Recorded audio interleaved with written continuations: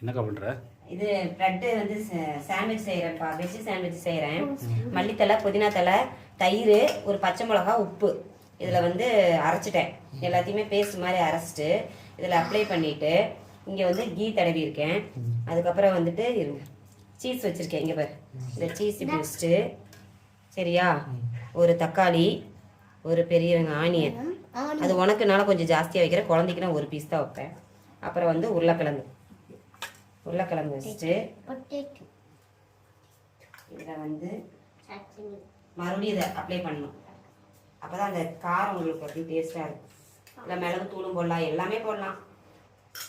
மறுபடியும் இதை ஸ்டஃப் பண்ணி, சரிங்களா, இங்கே கீ பட்டர் எது வேணாலும்